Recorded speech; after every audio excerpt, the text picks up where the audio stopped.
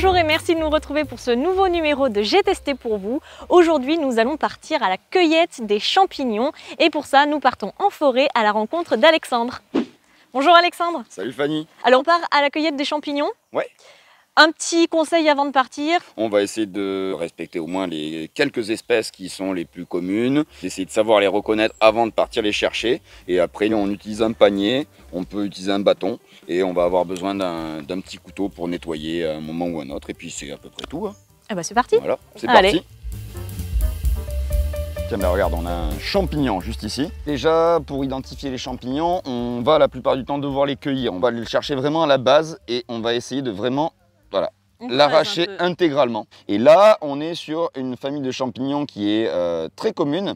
Donc, des pieds blancs, fibreux. Hein, on voit bien les axes des fibres, comme ça, hein, cassants. Ça aussi, c'est un critère. Hein. Après, on peut souvent sentir les champignons. Hein. Le chapeau, il est globalement rond.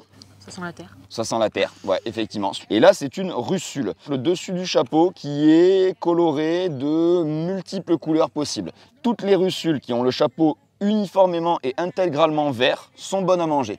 Donc celle-ci, on va la rejeter. Et là, si je me trompe et que je le mange, je risque quoi? Alors là, en l'occurrence, avec ce champignon, la particularité, c'est que tu risqueras pas grand-chose à part tirer une grosse grimace. Quand le champignon est indigeste ou toxique, il le signale par un goût ultra désagréable. Bon, ben on continue la recherche alors. On va essayer d'en trouver un bon.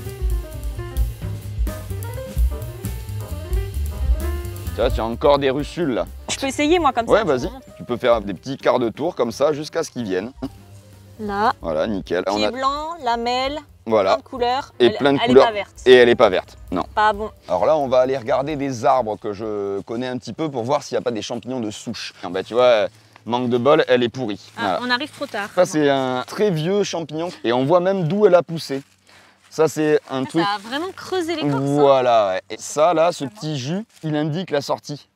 Donc quand on connaît l'arbre et qu'on voit le jus noir apparaître, on sait que quelques temps après, il va y avoir la langue de bœuf. Ça c'est un indice. Dommage, elle est vraiment pourrie.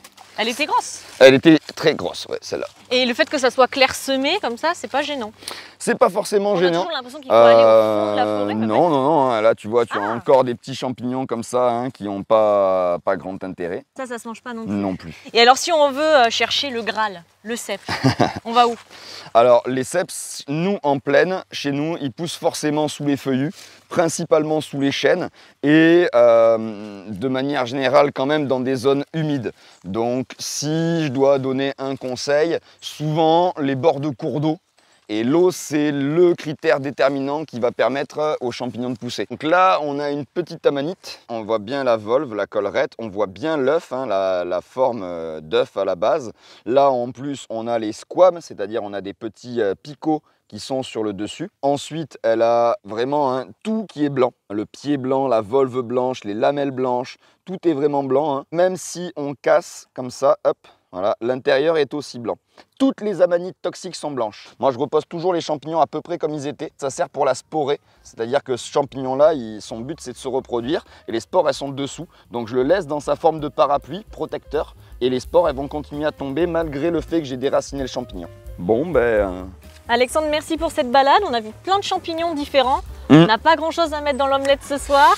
Non, mais au moins... les conditions, on le sait, sont pas très bonnes cette saison. Ouais, et puis au moins, on a ce qu'on n'a pas à mettre dans l'omelette. Voilà. Hein, parce que c'est surtout ça le plus important. Mieux vaut ne pas avoir de champignons qu'avoir les mauvais dans la poêle, hein, clairement. C'est la leçon à retenir aujourd'hui. Clairement, je me sens pas encore assez connaisseuse pour aller toute seule ramasser les champignons en forêt. Mais on refera une sortie. Oui, je vais pas de poursuivre souci. la formation. Il n'y a pas de problème quand tu veux.